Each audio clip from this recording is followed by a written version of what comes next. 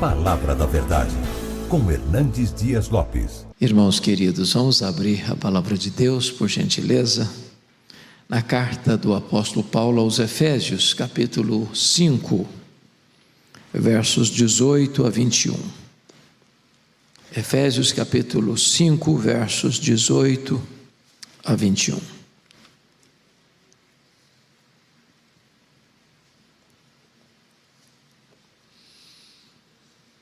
Paulo diz assim: e não vos embriagueis com vinho, no qual há dissolução, mas enchei-vos do Espírito, falando entre vós com salmos, entoando e louvando de coração ao Senhor, com hinos e cânticos espirituais, dando sempre graças por tudo a nosso Deus e Pai, em nome de nosso Senhor Jesus Cristo, sujeitando-vos uns aos outros no temor de Cristo.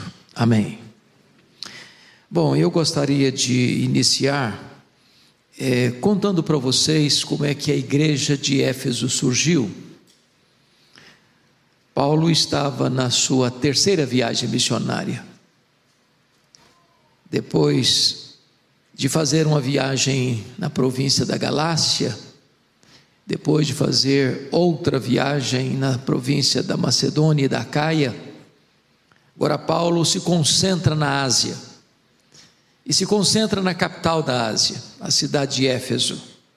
Éfeso era uma das mais importantes cidades do mundo naquele tempo, uma cidade com mais de 300 mil habitantes. Éfeso era uma cidade marcada por idolatria. Éfeso hospedava o templo da grande deusa Diana, a deusa dos Efésios. O templo de Diana era uma das 7 maravilhas do mundo antigo.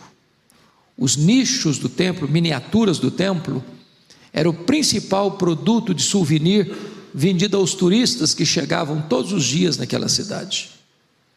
Não bastasse isso, aquela cidade era marcada fortemente pela feitiçaria, pelo ocultismo. E Paulo chega ali, prega o Evangelho e experimenta, irmãos, o que nós tanto desejamos hoje: um grande reavivamento espiritual. Não há qualquer possibilidade de explicar o que Deus fez em Éfeso por intermédio do apóstolo Paulo, a não ser um grande avivamento.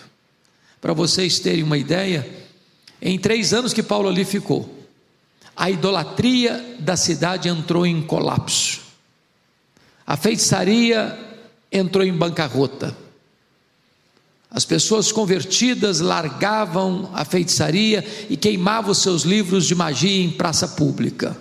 A palavra de Deus prevaleceu naquela cidade, bendito seja Deus.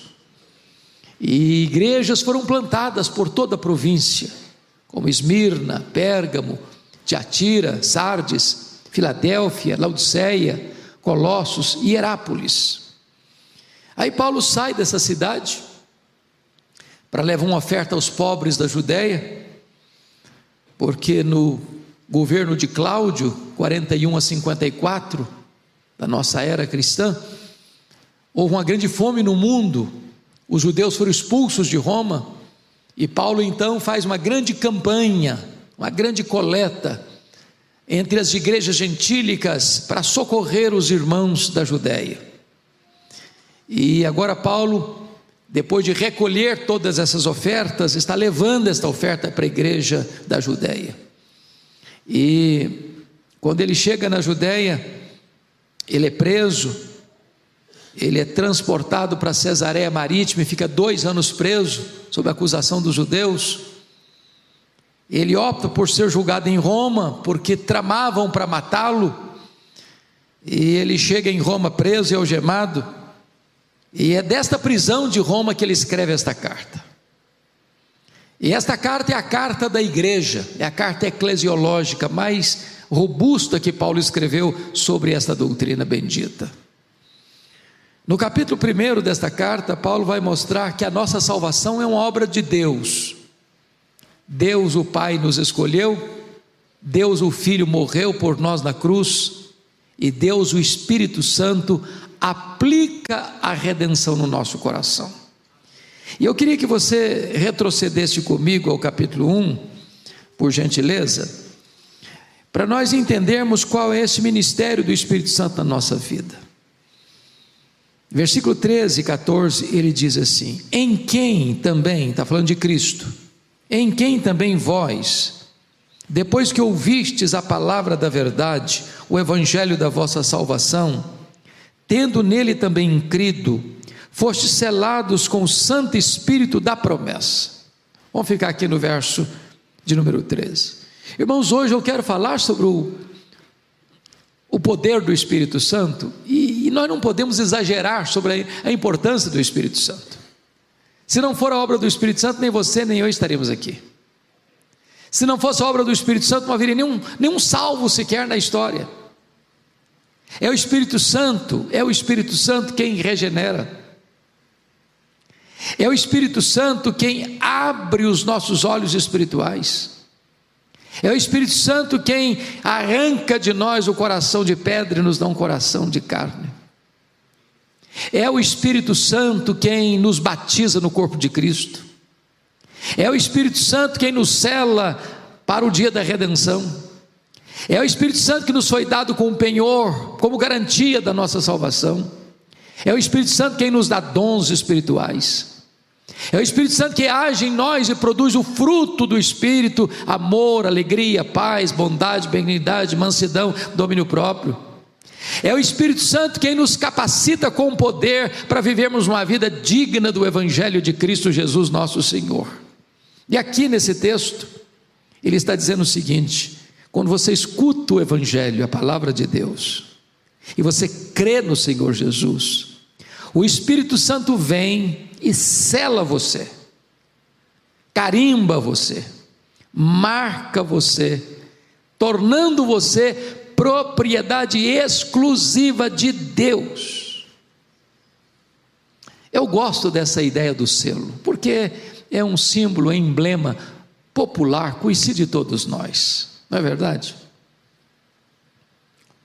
O que esse emblema significa? Primeiro, significa que quando você sela algo, você está dizendo: isso aqui é meu, ninguém toca, ninguém mexe. Por isso que a Bíblia diz que quem toca em você, toca na menina dos olhos de Deus. Você é propriedade exclusiva de Deus. Você está seguro nas mãos do Senhor Jesus Cristo. Segundo, o selo, sabe o que significa? Significa que você é uma obra genuína de Deus. Quando você põe um selo, você está dizendo: isso aqui tem qualidade. Você vai no supermercado e procura um produto com um selo de qualidade. Você é uma obra exclusiva do Espírito Santo. Não tem mistura, não é coisa híbrida, misturada. Não. O que foi feito em você é obra de Deus, não é autossugestionamento. Você não é um crente porque um dia você estava pensando, refletindo, cogitando, filosofando, e aí você descobriu que é maravilhoso ser crente, então eu resolvo ser crente. Não, o que aconteceu em você é obra do Espírito Santo. Mas em terceiro lugar, o selo, amados, significa que o que foi feito em você é algo inviolável. Inviolável. E aí o Espírito Santo trabalha aquilo que nós chamamos de segurança da salvação. O Espírito de Deus testifica com o nosso espírito de que nós somos filhos de Deus. Segurança da salvação, certeza da vida eterna. Aí diz no versículo 14 do capítulo 1 assim: o Espírito Santo, o qual é o penhor da nossa herança, até o resgate da sua propriedade em louvor da sua glória. E essa palavra penhor é outra palavra muito conhecida nossa, né? Muito uma palavra comercial e também uma palavra relacional. O penhor era naquela época conhecido como um anel de noivado. O noivado naquela época era muito mais solene do que hoje. O noivado era feito diante de testemunhas. O noivado era uma espécie de casamento. Só não acontecia ainda a conjunção carnal, a intimidade do casal, cada um continuava na casa de pai e mãe, mas estavam legalmente comprometidos. Como Deus não é homem para mentir, como Deus não faz um compromisso sem cumpri-lo, como Deus não faz um pacto e uma aliança e quebra este pacto, essa aliança, quando você ouviu o Evangelho e foi convertido, o Espírito Santo foi dado para você como uma garantia solene, segura, inquebrantável. Deus diz o seguinte: o que eu comecei a fazer em você, eu vou completar até o dia de Cristo Jesus. Eu não vou desistir de você, eu não vou abrir mão de você, eu não vou largar você no meio do caminho, eu não vou começar a fazer uma obra e largar para lá.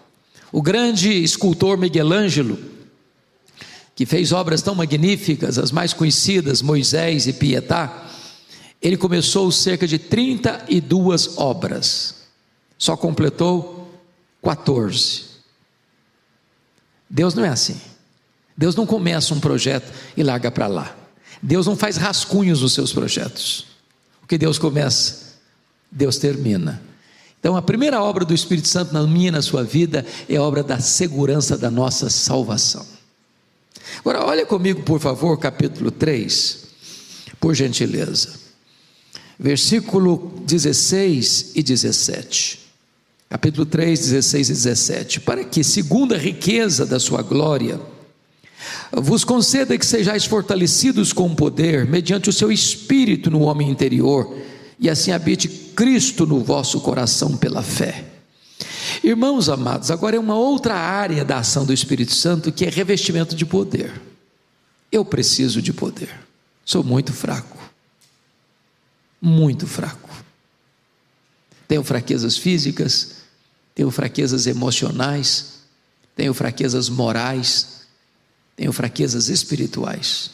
Se o Senhor me deixar rendido à minha própria sorte, eu pereço. E você também. A Bíblia diz que Deus conhece a nossa estrutura e sabe que somos pó. Mas eu quero dizer a você que o Espírito Santo nos é dado para nos revestir de poder. Aliás, o Senhor Jesus Cristo, antes de ir para o céu, disse para os seus discípulos: permanecei na cidade até que do alto sejais revestidos de poder.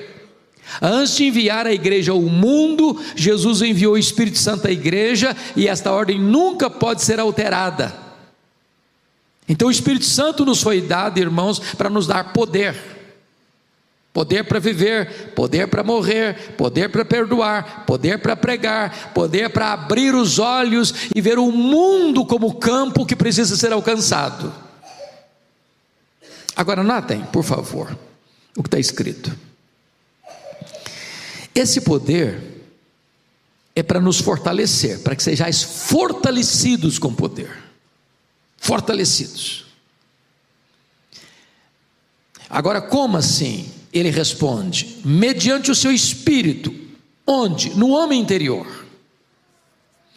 Então note que esse poder não é uma coisa assim espetaculosa, sensacionalista.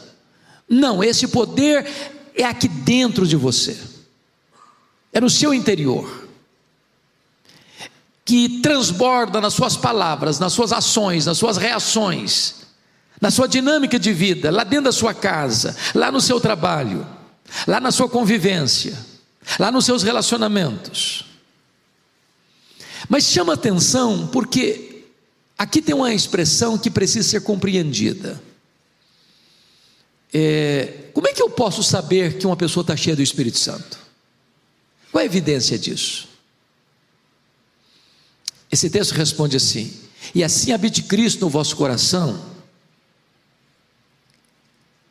e assim fortalecidos com poder mediante o seu Espírito no homem interior, e assim habite Cristo no vosso coração pela fé. Eu chamo a sua atenção para essa palavra habite, porque você está cheio do Espírito Santo quando Cristo habita no seu coração pela fé. A evidência de uma pessoa cheia do Espírito Santo é se Cristo é o dono, é o Senhor da vida dela, se ela é governada por Cristo. Eu gosto, pastor Arival, de um livro de J. Packer, Na Dinâmica do Espírito, um dos melhores livros que eu já li. Se você não leu, vale a pena ler esse livro, Na Dinâmica do Espírito, de J.I. Packer. E ele diz o seguinte, que o ministério do Espírito Santo é o ministério do holofote. Você anda por São Paulo à noite, de vez em quando você vê algum monumento, algum prédio significativo e uma luz incidindo. Um dia está azul, outro dia está amarela, outro dia está verde, mas você não vê aquela luz está escondida. O holofote está lá escondido, mas aquela luz projeta sobre o monumento, sobre o edifício.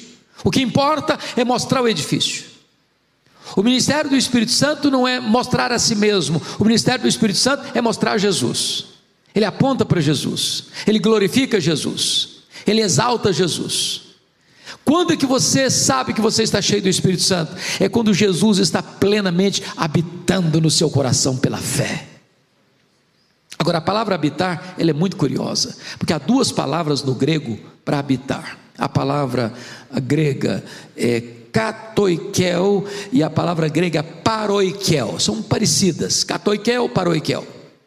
Katoikel é habitar de forma temporária.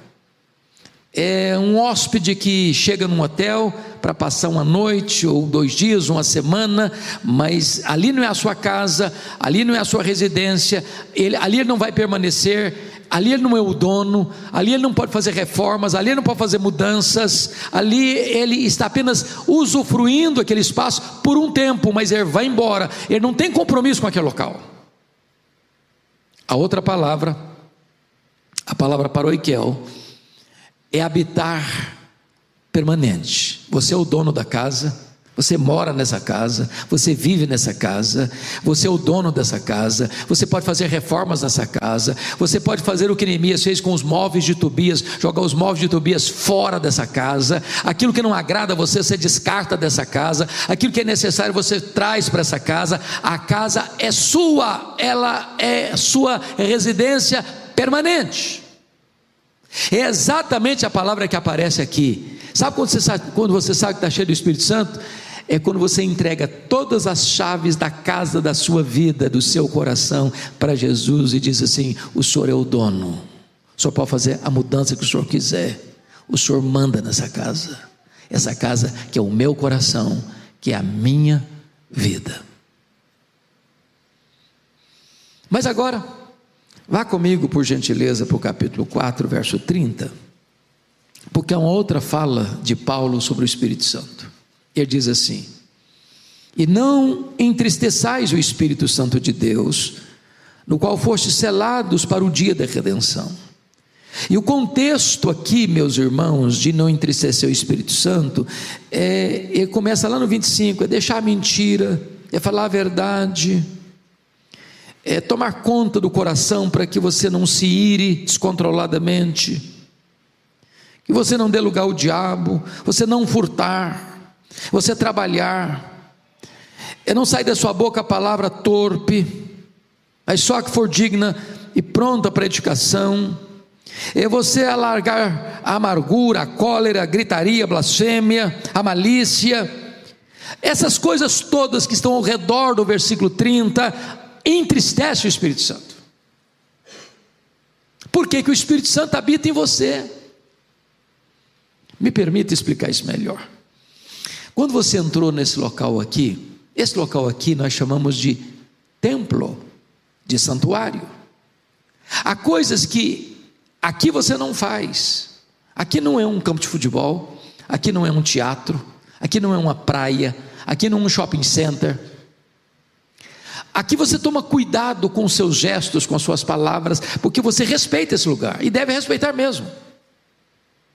Mas a Bíblia diz que Deus não habita em casas feitas por mãos humanas. Sabe qual é o templo que Deus habita? É a sua vida, é o seu corpo, é o seu coração. Só que quando a Bíblia diz que o seu corpo é o santuário do Espírito, a palavra grega não é santuário, porque a ideia é do templo judaico. E você sabe que o templo judaico tinha o lugar, o pátio dos gentios, tinha o lugar santo e tinha o lugar santíssimo. onde ficava a Arca da Aliança, onde o sumo sacerdote só entrava uma vez por ano, onde a glória de Deus, a Shekinah de Deus descia. A palavra lá que diz que o seu corpo é o santuário do Espírito Santo, significa que o seu corpo é o santo dos santos, onde a glória de Deus habita. E se o Espírito Santo, que é uma pessoa, a pessoa divina, habita dentro de você, dentro de mim, eu não posso viver de tal maneira incoerente com a ação do Espírito Santo, porque se fizer isso, ele se entristecerá. Seria muita deselegância você receber um hóspede na sua casa e tratá-lo mal. Só que o Espírito Santo não é hóspede, ele é o dono da casa. E nós não poderíamos afrontá-lo com a nossa vida. E Paulo diz: não entristeçais o Espírito Santo da promessa. Mas agora vamos ao texto lido, capítulo 5, versos 18 a 21, porque aqui agora tem uma ordem expressa de Paulo. No versículo 18 ele tem duas ordens muito claras: e não vos embriagueis com vinho, no qual há dissolução, mas enchei-vos do Espírito. Irmãos queridos, convenhamos aqui, nós todos temos clara convicção de que não combina um crente bêbado, um crente embriagado. Qualquer de nós, em qualquer lugar, em qualquer tempo, diríamos: não está certo, reprovaríamos isso. Porém, nós não temos o mesmo senso de equilíbrio para dizer que a desobediência a outra ordem não tem, parece para nós, a mesma percepção. Quem de nós diz o seguinte: está errado um crente não ser cheio do Espírito Santo? Porque se é pecado estar bêbado, embriagado, é pecado não estar cheio do Espírito Santo. Tem uma ordem negativa e tem uma ordem positiva. A ordem negativa é: não vos embriagueis com vinho. A ordem positiva é: mas enchei-vos do Espírito Santo. Talvez você diga: pastor, eu sou um crente maravilhoso, eu nunca me embebedei, eu nunca me embriaguei. A pergunta é: e você está cheio do Espírito Santo?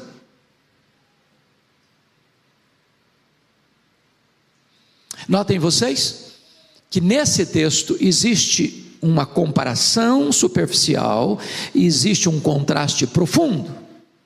Qual que é a comparação superficial? É que tanto uma pessoa embriagada quanto uma pessoa cheia do Espírito Santo, ela está sob controle de algo ou de alguém. Uma pessoa bêbada está sob o controle do álcool, ela vai falar coisa que não deve falar, ela vai agir de maneira que não deve agir, ela vai ter um comportamento que não é adequado, ela vai ter situações que não é natural dela, porque ela está sob o efeito do álcool.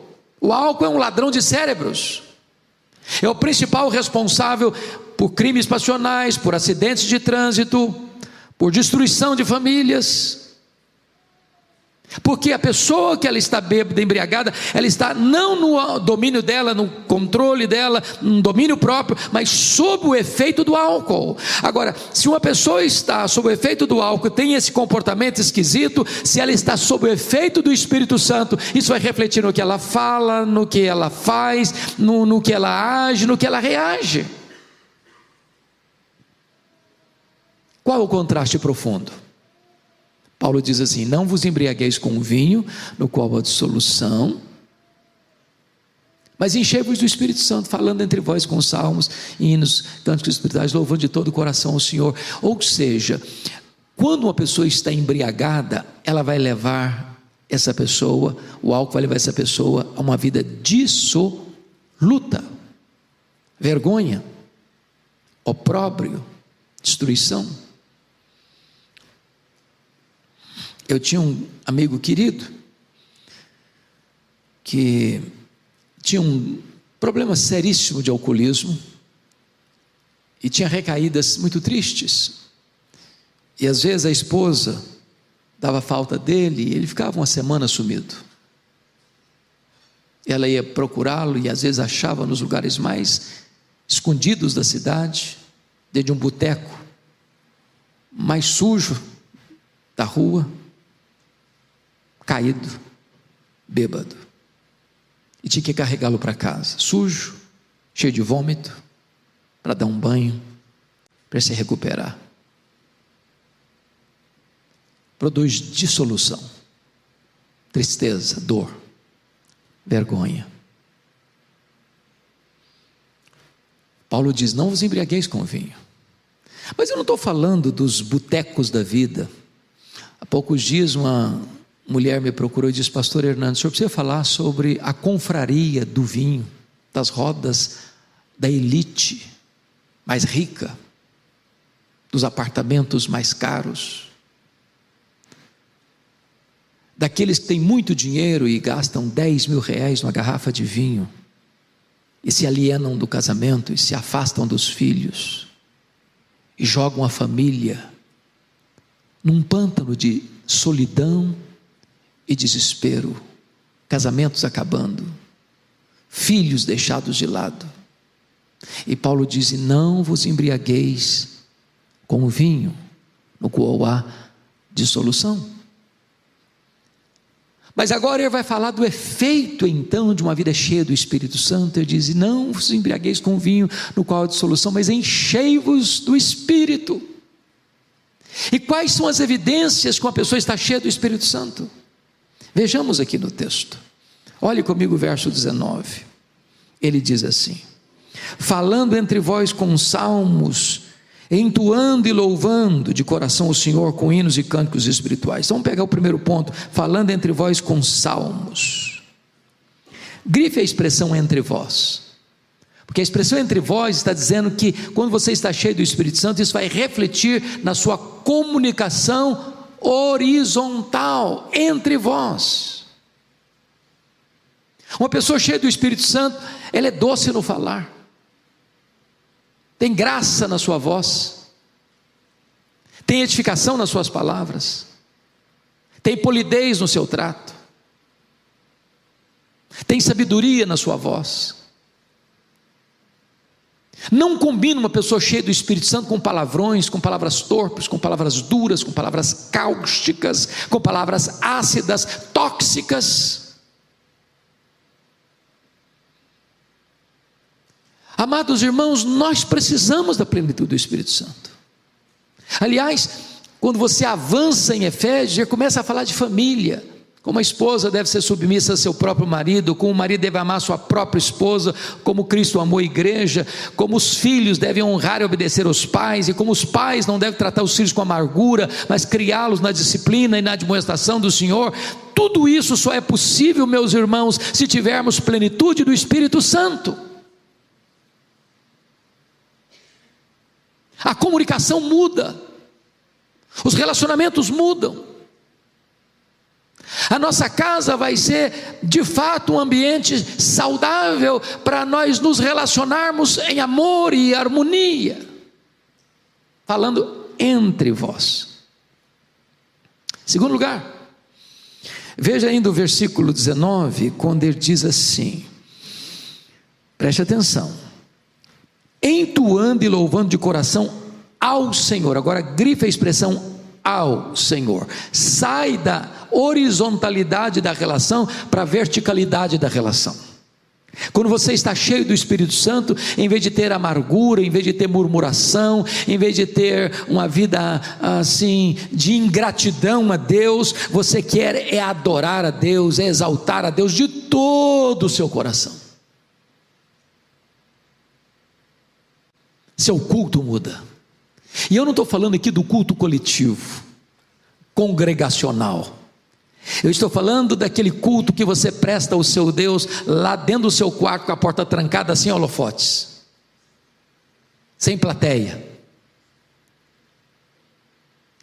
É quando na sua alma há uma sede de comunhão com Deus, quando no seu coração você tem fome de Deus. Nós com muita alegria vimos o que aconteceu no dia 8 de fevereiro, na Universidade de Asbury, em Kentucky. Eu tive a bênção, pastor Ivaldo, de falar com alguns colegas que ali estiveram. Eu tive 3 pastores amigos meus que lá estiveram: pastor Samuel Vitalino, pastor Valdir Reis, pastor Elias Medeiros. os 3 pastores presbiterianos, homens de Deus que tenho respeito por eles. E o que eles me testificaram, que me marcou muito, não foi nem o que estava acontecendo lá dentro da capela, mas é o que estava acontecendo fora da capela. Uma cidade de 8 mil habitantes, plantada no coração de várias fazendas,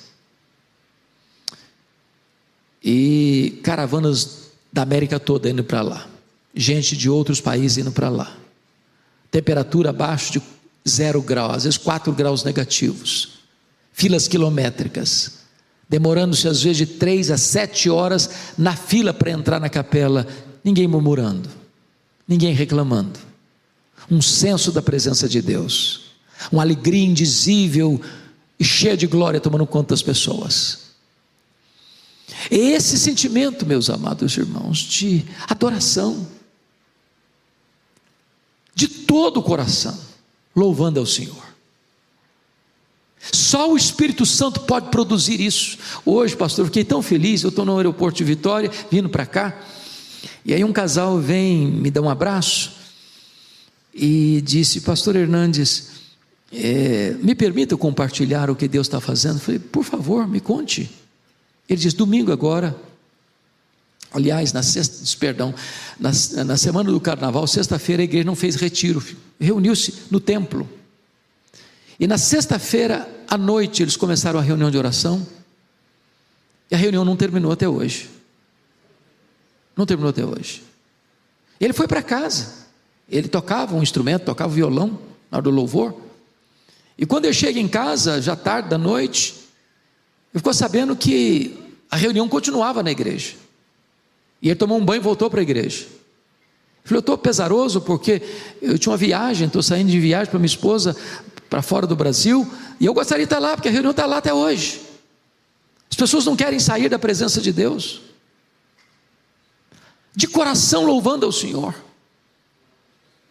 Irmãos, quando o Espírito Santo vem, o culto é uma delícia, cantar ao Senhor é um deleite para a alma, o céu desce à terra, a alegria de Deus invade o coração, o culto não fica aquela coisa que você fica doido para terminar, porque você não aguenta mais, é uma coisa programada, rigorosamente programada, não pode passar um minuto que as pessoas se estressam. Oh, amados irmãos, nós precisamos do poder e da plenitude do Espírito Santo, para que Deus seja o amado da nossa alma, o prazer do nosso coração, o deleite da nossa vida.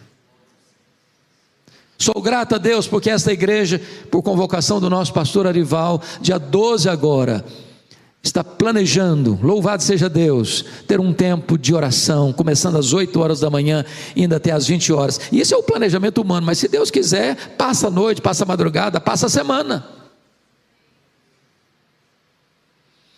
Mas notem comigo uma terceira característica de uma pessoa cheia do Espírito Santo, versículo de número 20, dando sempre graças por tudo a nosso Deus e Pai, em nome de nosso Senhor Jesus Cristo.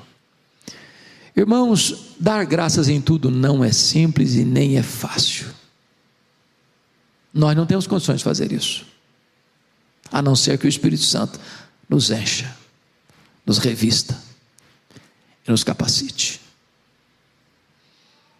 Mas esse senso de entender que Deus está no controle, que Deus é soberano, e ainda que a providência seja carrancuda, a face de Deus é sorridente sobre nós, e você começa a dar graças a Deus, graças a Deus, graças a Deus.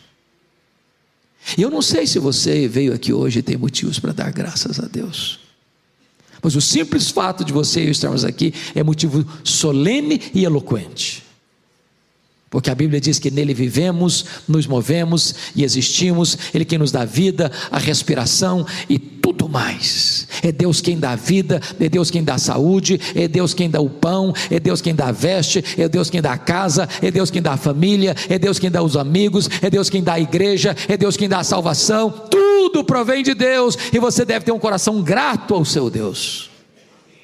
Mas finalmente, você quer saber se uma pessoa está cheia do Espírito Santo?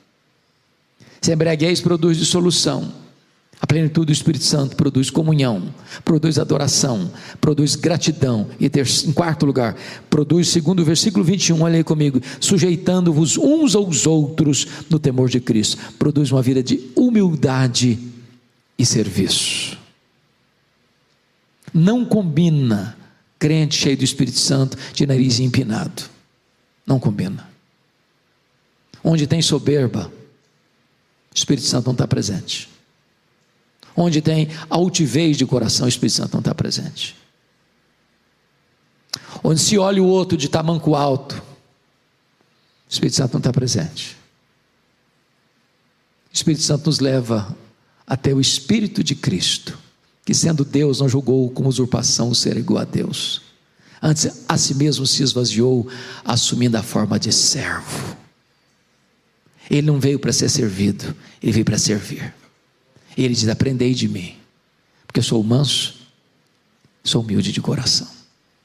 Que Deus nos ajude, queridos, a sermos homens, mulheres, cheios do Espírito Santo de Deus. Amém.